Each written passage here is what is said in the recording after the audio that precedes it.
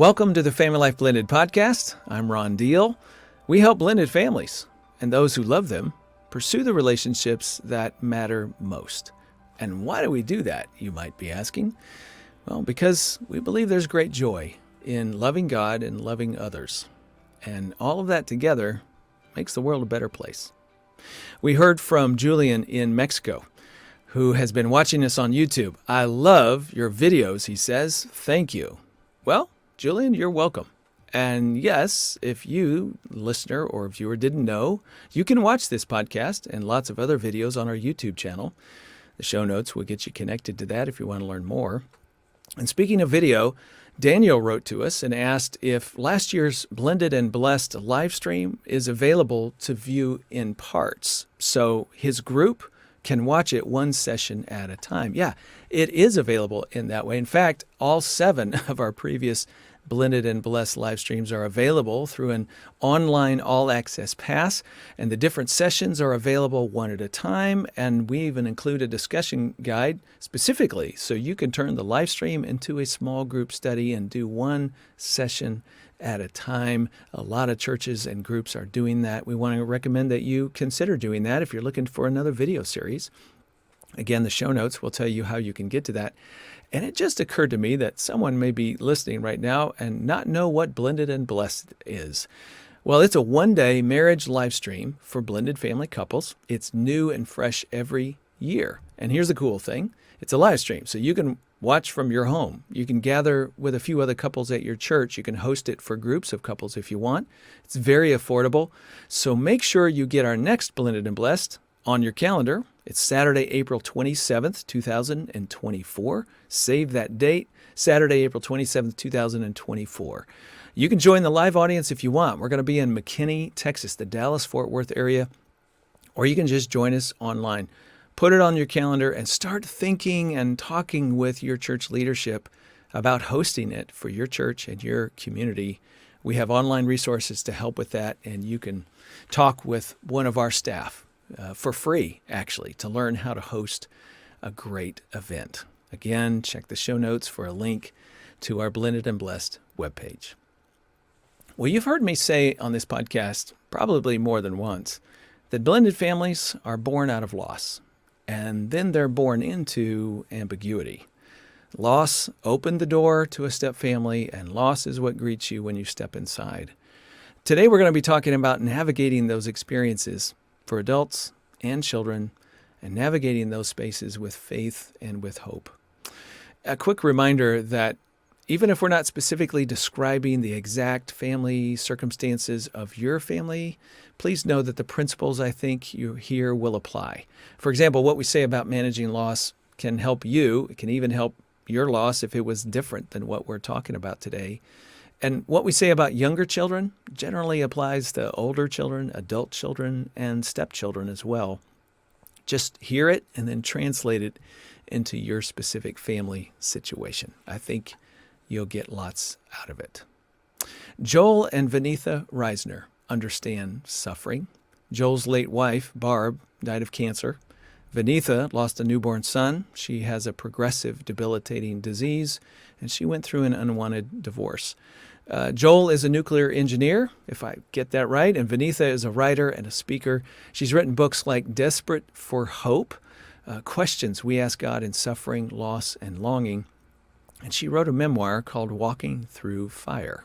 They live in North Carolina. They have a blended family with 4 adult daughters. Joel and Vaneetha, thank you so much for joining me today. Thanks for having us. Thank you. Adult daughters, are you guys empty nest? Sort of. Almost there? We're empty rebound nest. So the youngest is at home for 5 more weeks until her wedding in late November. Hey, you can see the finish line if you're asking me. It sounds really good. My wife and I are empty nest at this point, and we are enjoying it. It does come with some challenges. You know, there's always a little bitter with the sweet, but we're really enjoying it. So I hope you guys get to taste that real soon.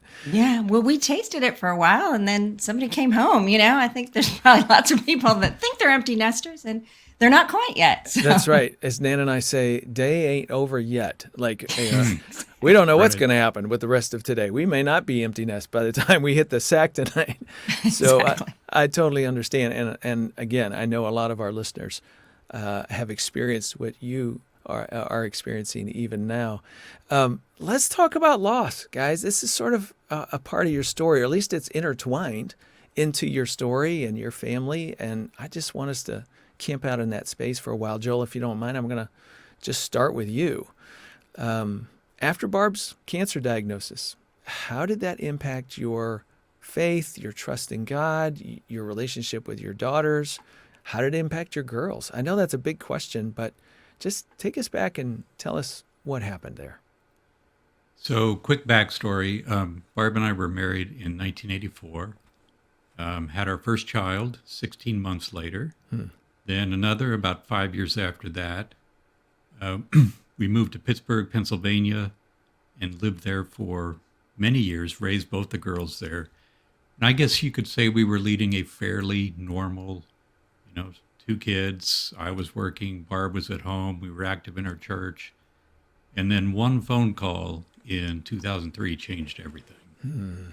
Wow. And so the week that Ashley, my older daughter, graduated from high school, we got this diagnosis of a very rare type of cancer. And so that was June of 2003. She passed away in April of 2007. Now, the first 3 years of that time period were actually pretty good. She felt good. If you didn't know that she had a really serious disease, you might not guess it. And then the last few months, things got progressively harder. But when we got the diagnosis, I think that the word that comes to my mind, it was clarifying. So it was almost like scales falling off your eyes. We just saw everything differently. And things that had seemed like important priorities before suddenly became very secondary. Yeah. Now, in terms of faith, one of the things that we decided together early on was we wanted to walk through, to the best of our ability, we wanted to walk through this faithfully. Not only for ourselves, but for our children and for those around us. So with our children, we'd raise them in the church. We taught them about God's goodness and trusting God and believing God. And so here we are in a situation where we were sure they were going to be watching our mom and dad going to respond to this. And we had just a slight aside. So Barb was an early childhood educator, and she and I taught together. I should say she taught, I helped, kindergarten and pre-kindergarten classes in our church. And it's interesting that, we often go back to fundamentals, right, when we're faced with challenging times. And so some of the most important things are just those things that you learn that you're teaching to 5-year-olds. And I remember a song that we would sing in that class, "When I'm afraid, I will trust in you." And that was exactly where we were. The essentials of the faith really stand out. Sometimes we make it so complicated, the Christian walk. Right. And in times of loss and sadness and crisis, you got to come back to those foundational things. I'm just realizing you guys may not know, I have my own grief story, and our audience is probably familiar with that, but there may be somebody listening who hears it for the first time. My wife and I lost one of our children. Our middle son, Connor, died when he was 12. It's been about 14 and a half years for us since that great, great loss in our life. And when you said, Joel, a minute ago, clarity, I knew exactly what you were talking about. The word that we find ourselves using is recalibrated. Like what I thought was important, I now know is dumb and just useless. And what I thought I needed to spend my time and energy doing, and what I thought faith was about, all of that, there's a clarity added to it. There's a recalibration of it. And you now know what's truly important and what's not, and you just get focused in on that. Right. That walking in faith through those 3 years sounded like she did pretty well. Like if you didn't know the diagnosis, but then all of a sudden reality hits and it hits really, really hard. I'm just curious how your relationship with your daughters, what did you do there? Like in those spaces when things got really hard? I mean, I think where we are as adults is not necessarily where our kids are. And sometimes Right. kids can sort of say, oh, mom's fine. Yeah, cancer. What's the big deal? But then all of a sudden it's real. How did that impact them? What did you find yourself trying to do as their father?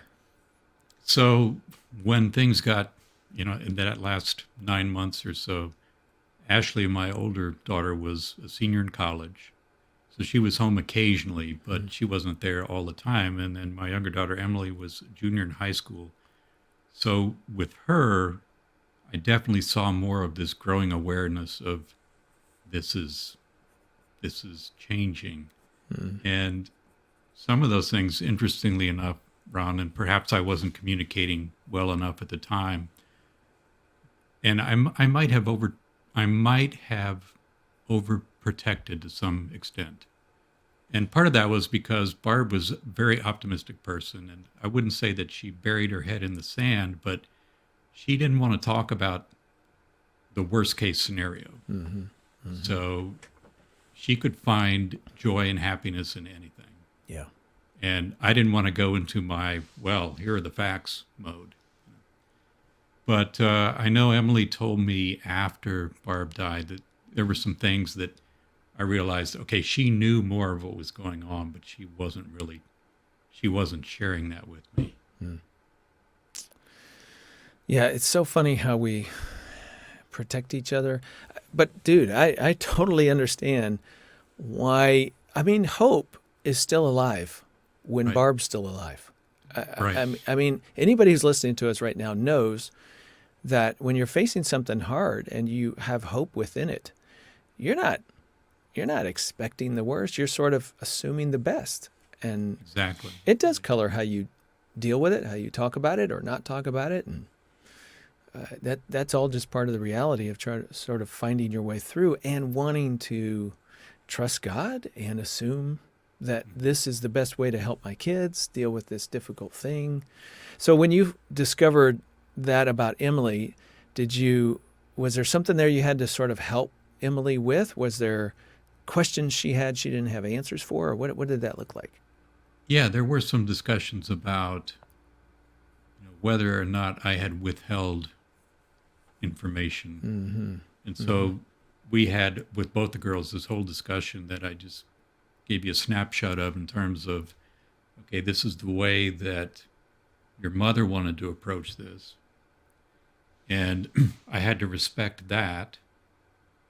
And at the same time, I can see why they would have thought, well, we didn't realize how serious it was. So again, and that's the thing that I don't think you can come up with a recipe that works every time. Yeah. Because every family, every individual is different in how they want to deal with those things. Yeah, absolutely. I think the thing that I want to generalize for our listener right now is kids will have questions, and they have their own thoughts independently of us. Whether your narrative is death, divorce, or a breakup of a relationship, your kids are wondering things. They're trying to make sense out of things with the information that they have, and often they Right. don't have all the right information. But they're going to have questions. And if you haven't had any follow-up conversations with your kids over what happened 10 years ago, you might just start poking around in that emotional space with them because there's stuff in there. Has that been your experience? Oh, absolutely. Yeah. Yeah. Vaneetha, I imagine you can relate to some of this. I see you shaking your head, so there's something in this that you can connect to as well. Tell us a little bit about your loss story and your girls, and how does that impact them and your relationship? Yeah, well, my loss story is very different, as everybody's loss story is different. So, just sort of in a nutshell, I got polio when I was an infant. The vaccine had been developed, but in India, they often would give it at 6 months. I was 3 months old when I got polio. Doctors had no idea what it was, they'd never seen it before.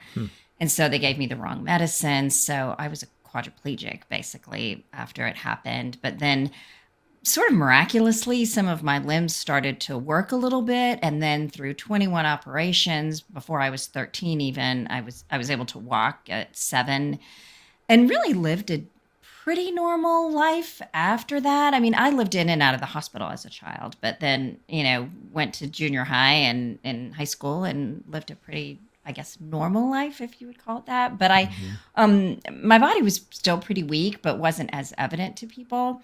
Became a Christian and really thought I'm going to live my best life now. Like I was so sure that I was not going to deal with suffering and really firmly believed that as a young believer, like my life was going to be great. And it really was for a while. Not that it stopped being great, but I lost an infant son due to a doctor's mistake. He had a heart problem and found that out in utero. And when he was born, he had heart surgery. Everything was going great. And then we went in for a normal checkup, but there was a substitute doctor, and he did not understand the condition Paul had. And he impulsively took him off all his medicine because he was doing so well, not really realizing he needed that medicine. And we sort of trusted the doctor. You just kind of assume, well, the doctor knows best.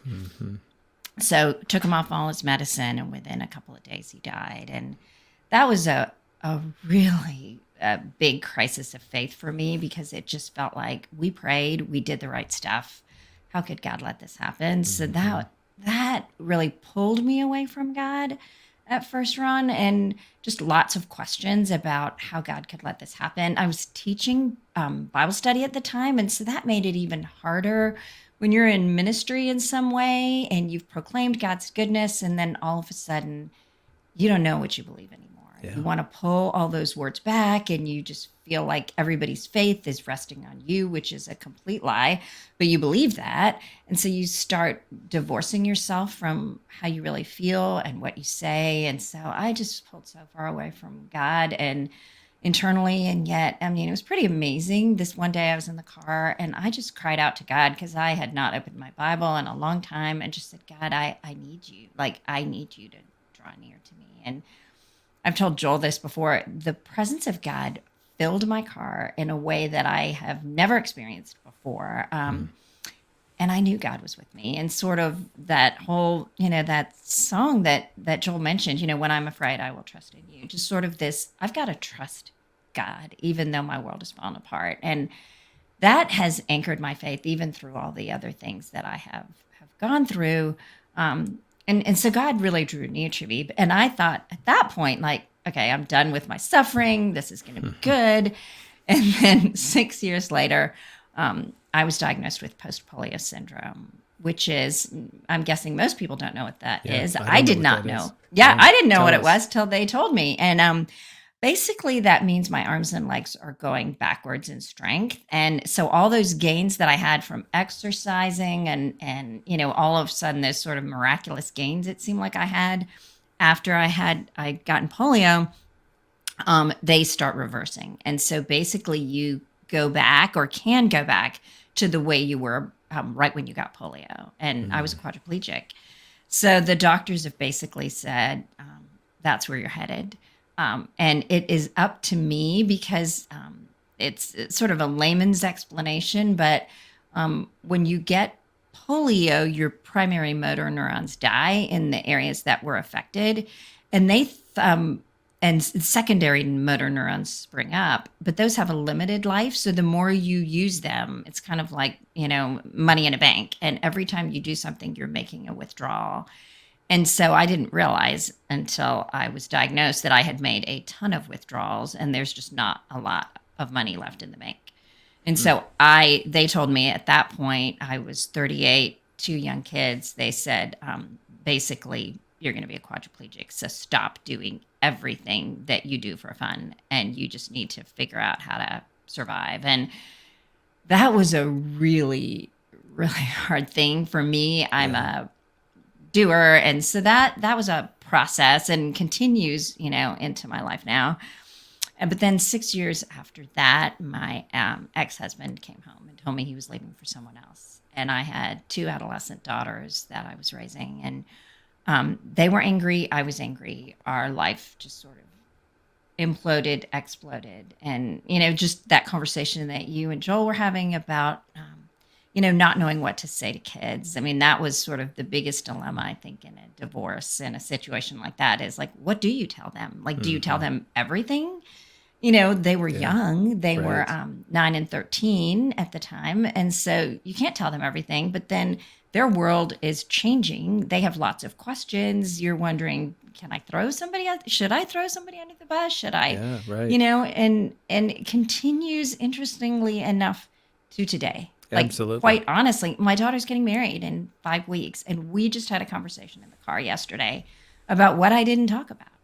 Because, she's about to get married. We're figuring out blended families and wedding stuff. And it's like, where am I still holding resentment? What was hard for me? So Yes. for everybody listening, like, it doesn't just end like with, kids grow up and we're done. It's like, there's layers. Yeah, the developmental process of grieving is that we walk with it. And, Dan and I like to say grief is a journey, not a destination. There's never a time you get there and, okay, done with that, moving on. That's the American message, the Western culture message that we give people about grief is, yeah, you just need to get over that and move on to something else. But it tracks with you individually. It also tracks with you in terms of your family narrative. And as children grow, and they enter new seasons of their life, then they have to reprocess whatever it was from the past in light of what they're now learning. So imagine your daughter learning about intimacy and relationships and commitment, and whoa, now she's got new lenses to process dad leaving and things mom said or things mom didn't say, things mom did, and things mom didn't. All of that has a fresh set of lenses on it, and so that means there's probably more individual grieving going on and a need for some corporate, if I could use that word, some family conversation around that grief journey as well. Yeah. Yeah, it just doesn't end. You just think, okay, we've closed that door, we've moved on. And all kinds of grief, as you said, is a journey. And you revisit it even when you aren't thinking that it needs to be revisited. Something Yeah. comes up. So let me just pull back and ask you guys a few questions, because you guys have been pretty thoughtful about loss and its impact on your life. And I know, Vaneetha, you've reflected on that in a couple of books, which is really significant. So first of all, I was struck, Vaneetha, by the number of stressors that you had in your life, the number of losses that you had. And with each one, you sort of have this, okay, I'm insulated now. Surely God's not going to send me another one because of what I've had to go through. I've been there and said that, girl. So what do you do when the next loss does come? You trust what you've seen God be faithful to, I would say. I mean, at first it was like, God, are you really bringing something else? And I mean, honestly, when the next huge loss happens, which I can expect it will, I will probably start with the same question, like, God, why are you doing this to me? So I'm not in this great place of I'm perfect. I am ready for, Armageddon today. But at the same time, I've learned these principles of draw near to God, like trust him, trust his heart. He will walk you through every minute. And so that's in some ways the benefit of having gone through so much suffering is I know God can be trusted. Even when it feels like my world is falling apart and I am so shocked, God has never let me down. And so there is that bedrock. He won't. I know he won't. But at the same time, those questions that we all have of like, why me? Why now? What have I done? I've asked them through every piece of suffering. So if people are asking that, doesn't mean, okay, you're losing your faith. It means you're human and God understands that. And yet there is something about years of walking with God through suffering that reminds you he really will never leave you. Yeah. Yeah, that's a promise. And sometimes in the midst of our pain, it is really hard to feel that, to lean into that. It's not always palatable, God's presence. But that's been my discovery as well, that he is there. And he shows up in little grace moments with just enough to get Ron through the day. And And I look back and I go, wow, there were a zillion little grace moments in the form of a person or a thought or somebody who reached out or, brought over some food or, ask me about how you feeling about Connor, bring up his name and let me have that conversation with them. Those are all grace moments that Yeah. sort of propel us forward and show us that God is walking with us even through those really hard things. Let me ask you, I want to ask both of you a question because you've both been through some stuff. And I don't know if you've reflected on this. 1 Peter chapter 1, verse 7, verses 6 and 7, Peter's talking about, yeah, you're going to have to experience and suffer some trials and tests of all sorts, he says. And then he says, but this is so that the true value of your faith may be discovered. The value of faith may be discovered. I'm curious, as you guys look back on your life to this point, what have you discovered about faith? Not whether you have big faith or little faith, but just how has it helped you navigate these hard spaces? You want to start? Yeah, I would say faith is the only way I've been able to, and I think I would say that for both of us, been able to navigate these hard spaces, even though it feels hard to think God is in this. We want to sort of separate our suffering from God a lot of times, or people do, like God is a part of this. But for me, recognizing God actually does have a part of this and God has a purpose to it, if there's a part of it. And, just even getting to talk to blended families, if we weren't a blended family, we wouldn't get to do that as authentically, I guess. And that comes from pain. And so you get to minister to other people and you see that the gospel becomes more real to people, that people see that Jesus is real to us and is how we made it real. And so I see that there's a lot of purpose, that God uses our pain in different ways. And I've really, really come to see that more and more through suffering, that just even as you mentioned, Connor, and how that really shaped you. And it's probably drawn you to lots of people who have lost children and brought a ministry just of compassion for you and comfort. I see that in my own life, that God has enabled me to comfort others with the comfort that I've received. And I've so appreciated that. And then drawing near to God, it's changed me. My faith was very circumstantial before suffering. It was more like I knew the right stuff. I read the Bible, there was Jesus loves me, this I know. But sometimes that was all I knew. And I don't know if I even knew that deeply. And suffering brought it to the forefront. Like, I have to believe God loves me. So I feel like suffering has grounded my faith in ways that I didn't have before. I don't know. Yeah, I would say the same thing. And I'm thinking back to when I was probably in my early 30s, sort of having this thought of, if life would just be steady, nothing would rock the boat, that would be good. And I look back now and think that would have been disaster. Yeah. And, I love you mentioned 1 Peter 1, 6 and 7. He talks about the tested genuineness of your faith, as you just read. And this is how we find out. And another aspect that I think about is, at times I've asked, okay, what's the alternative? If I don't have faith that I can believe God and trust him, where does that leave me? And it would leave me in a really hopeless space. And I've seen that happen to people.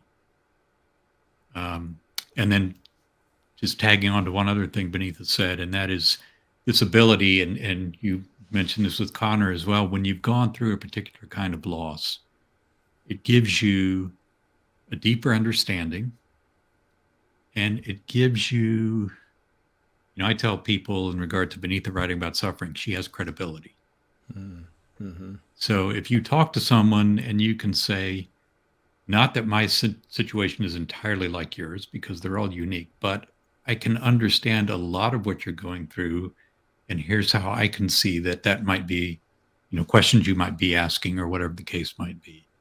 And it's times like that when it really is, it's very encouraging to think that we can, because of what we've suffered, we can come alongside someone else and walk with them as they're going through a similar hardship. I'm wondering about the practicalities of the grief that each of you had before you met, carrying those into a new marriage. 4 girls, each having, 2 of them having one story, 2 of them having a little different story. Man, I'm curious, looking back, did that stuff collide? And if so, what did it look like? Go right ahead.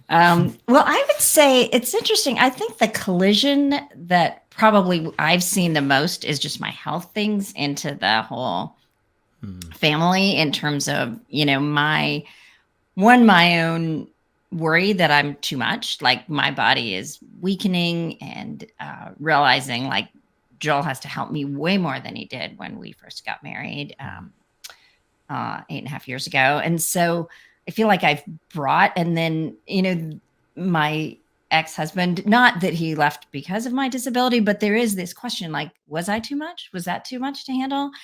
And so that comes into play in my own feelings of insecurity, I would say, bringing it into this situation. So I'm often saying, I don't want to be a burden. I don't want you to have to do that for me. I don't want to ask. I want to do it myself. And then, of course, sometimes that's a disaster because I shouldn't be doing it myself. And Joel will find me doing things I shouldn't be doing. He's like, why did you not ask me? And I realize it's just the baggage that I've brought in. Like, this is too much. I'm too much. This is going to be too hard. And so I feel like that's one of the things that, Joel, you would say, I think you keep having to work on in our marriage for me, is say, his words are, don't use the B words, which are, you can mention. Bother and burden. Yeah. I don't want to hear those words. And part of this goes back to, I don't know if I hadn't been through what I went through, losing Barb and seeing her progressively weaken in the last stages of cancer. And what that really did for me was it just drove home this, okay, your body is wasting away, but you're still the same person I married.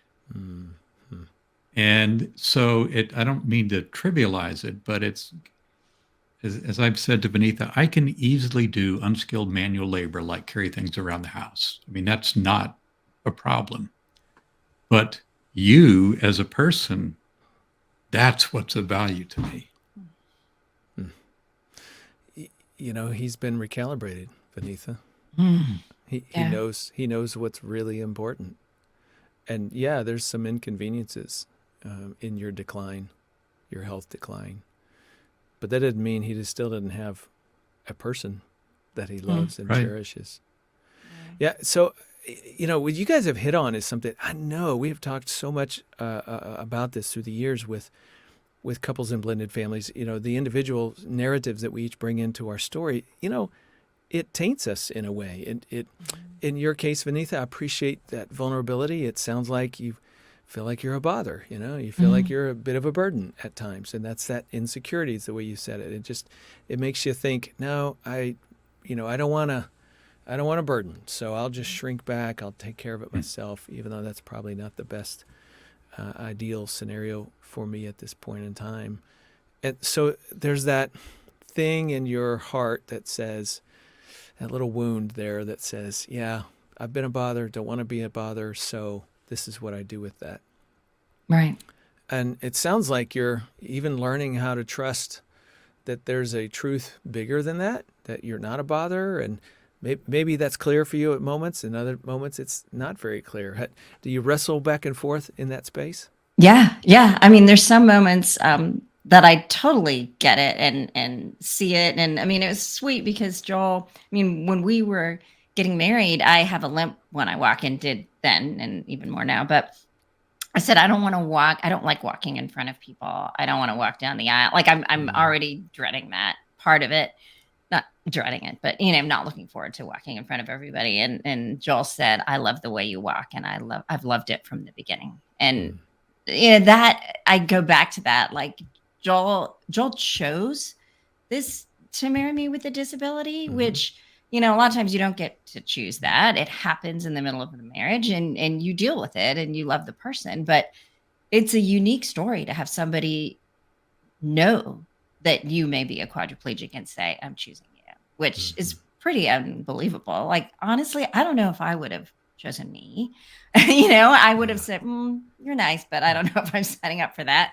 So the fact that he did that, I mean, God reminds me every day, like, I choose you, even though I see all of these things. And so there's something so beautiful about that. And I see it and recognize it and rejoice in it. And then other times there is this insecurity, especially for people out there who have been left by a spouse. There is this, not that I think Joel's going to leave in any way, but there is this back of your mind, like, I don't know what I did the first time. That's right. Like there's this fear that you want to get rid of, but it's not based on the person. It's just based on yourself and what you see about yourself when you think everything's fine and then it's not. And so there is these underlying insecurities that you can talk them out and say, "Oh, I absolutely don't believe that." But these narratives that go on sort of subconsciously, they just come out sometimes. We call that the ghost of marriage past around here. Yeah. And whether the marriage ended in a death, as in Joel's case, or in a divorce, as in Vaneetha's case, there's just that lingering sort of residue that hangs around and every once in a while sits on your shoulder and whispers in your ear, he's really not committed to you. You remember what happened last time. And that little whisper is insidious. And to our listener right now, I just want to say, man, if you're sort of resonating with this, here's the little action point. Put words on what that ghost is and says and does.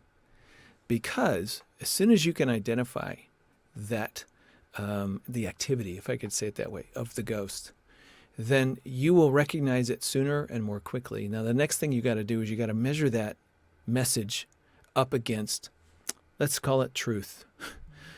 What is the truth? First of all, we're all handicapped before God. Is he really going to reject us at the end of the day?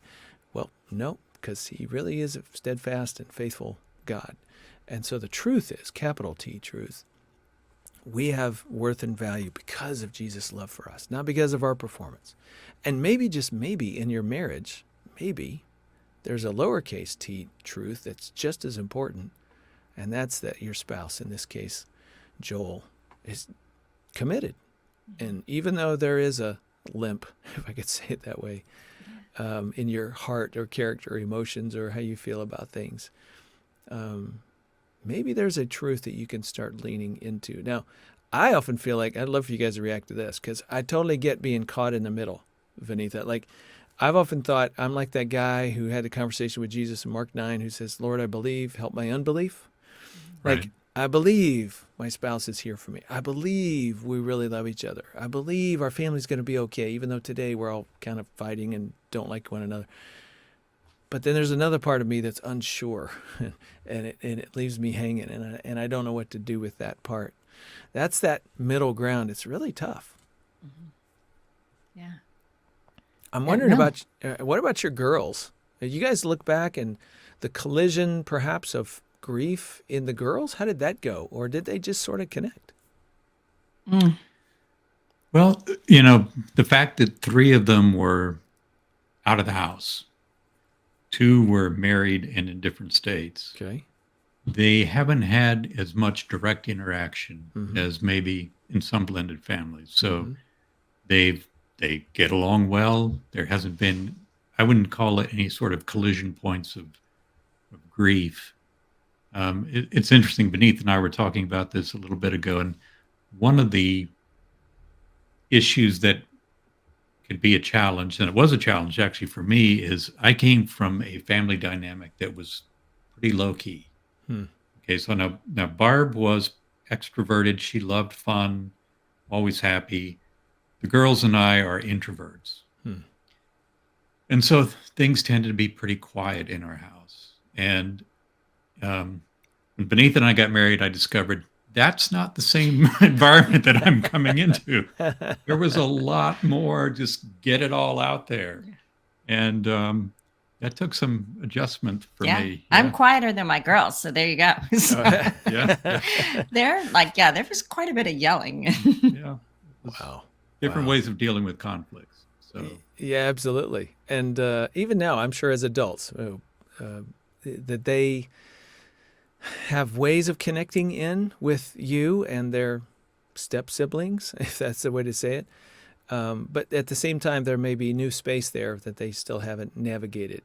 Do you have a sense of that? Yeah, I would say there's going to be a lot of room. I think when Christy gets married, that's my youngest, and then they're more in the same phase of life. I think there'll probably be more interaction, but right now they Joel's daughters visit usually on holidays because they live in different states, and Katie and Christy live in Raleigh where we live, and so we see them probably more often. But then it's more like definitely. I mean, for sure, more often. So it's more like kind of a special occasion kind of thing when we Yeah. are all together, and you're sort of on your best behavior, like everybody's talking, but there's no.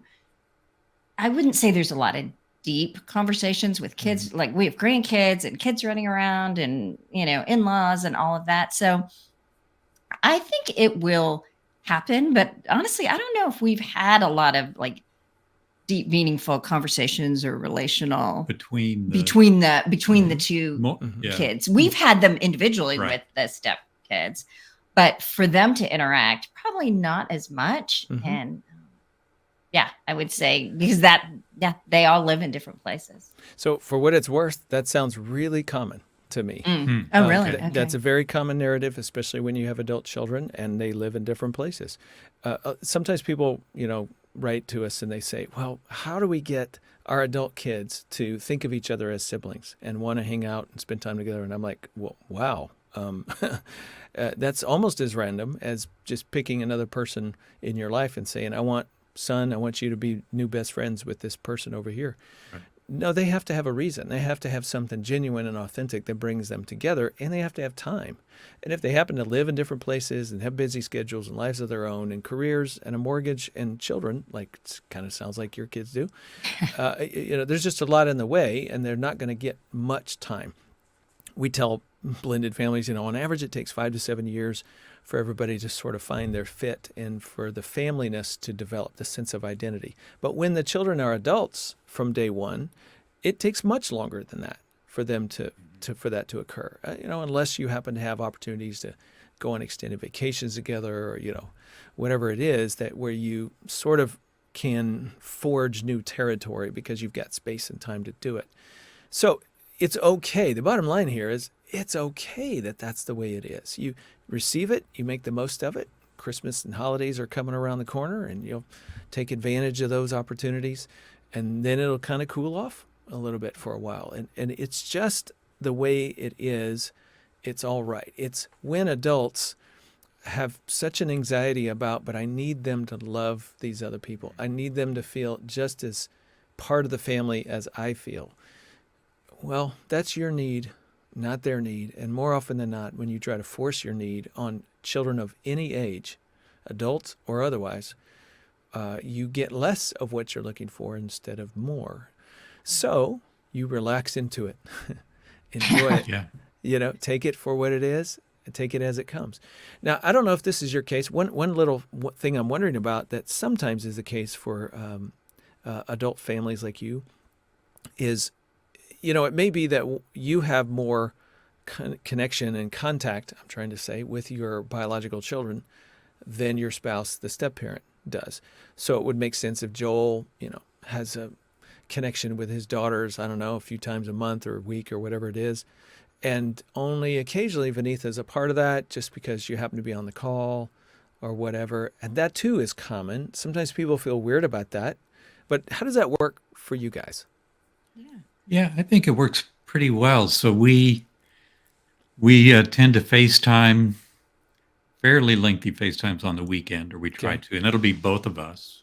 Okay. And then during the week, I may get 3 or 4 times during the week, I may just get a call from some sort Ashley of or Emily, exchange, call or right? When say text or they're driving home from work and they just yeah, call, something. and then Yeah. it's just me. Yeah. But with the grandkids, it's interesting because sometimes I will be the one that answers the FaceTime call, and the grandkids will say, "Where's Nana?" It's like we don't really want to see you; we want to see her. So, Yeah. Yeah, so I would say for the most part, like we have a group text with Ashley and Emily, those are Joel's two daughters, and me and Joel. And so we'll exchange pictures and kind of like what's happening during the day. But it's natural a lot of times when they just want to just kind of talk, they do talk to Joel. And it's pretty amazing how often they call. And Mm. I'm super excited about that for their relationship, which to me seems unusual for a father and daughters. So I just love that for them.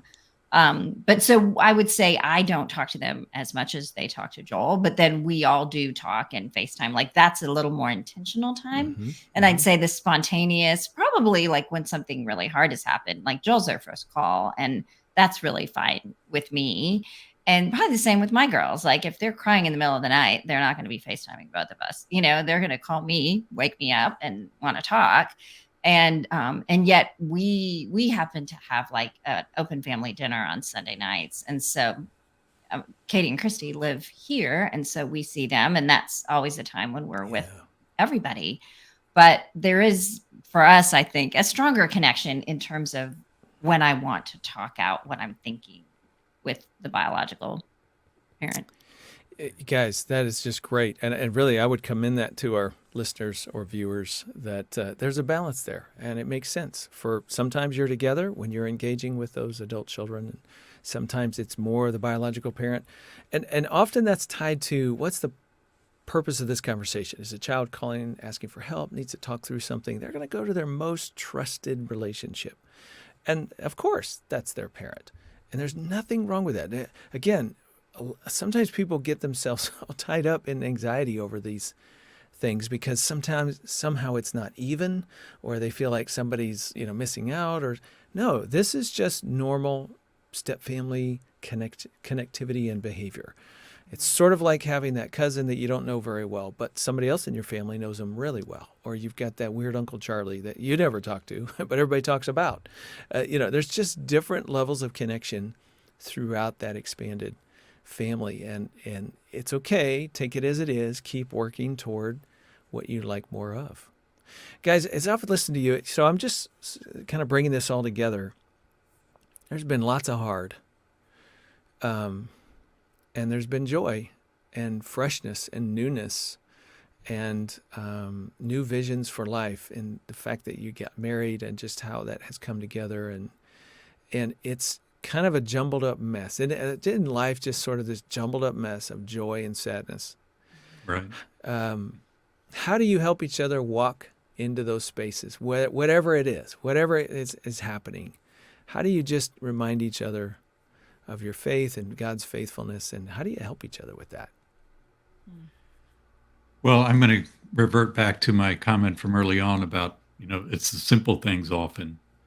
And so one of those is scripture. So we have, from the time we've gotten married, we use the same Bible reading plan. So we're reading through the same places, and that can open good places for conversation. Now I'm having a bit of a senior moment, Ron. I'm trying to remember what else I was going to say. So you go ahead. Yeah, well, I mean, even to piggyback on that, the neat thing about reading the same thing in scripture is we're totally Right. different. For Enneagram speak people, I'm a 2, Joel's a 5. He is like analyzing, he knows the history. I know how I feel about the passage. And how he feels about the passage. Yes, I know how everybody feels about the passage. Right. And so there's something really neat about just kind of this mixture of like, what did you learn and what did you see? And through the hard things, we're always in different places in the Bible as we're reading through, and just encouraging each other with, hey, I read this and this really helped me process this, which is a way that we get to help each other sort of process life through the lens of scripture.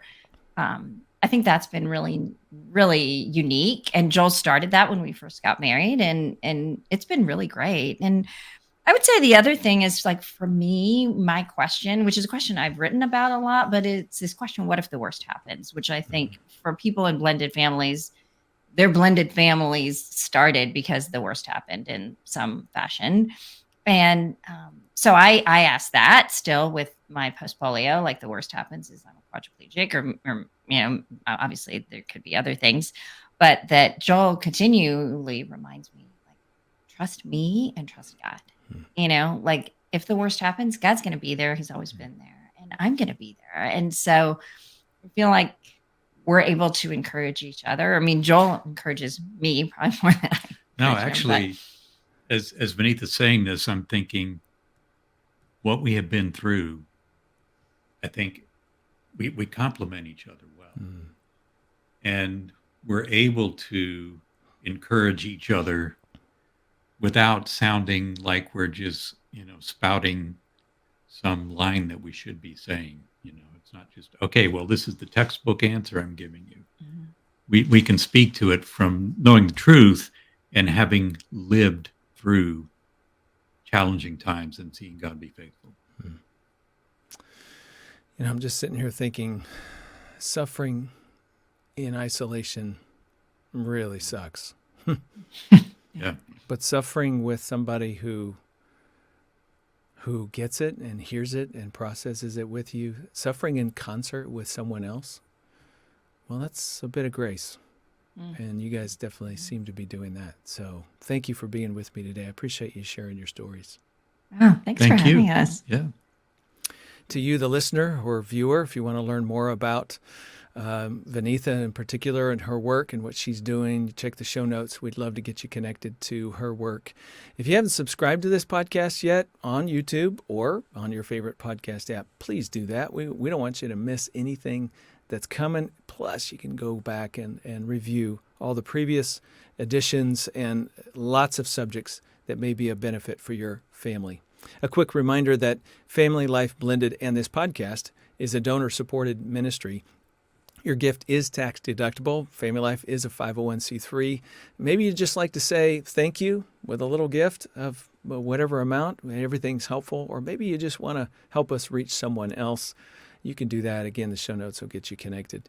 If you live in the Dallas-Fort Worth area, just a reminder again, please make plans to be part of our live audience for Blended and Blessed on Saturday, April 27th, 2024. We're going to be in McKinney.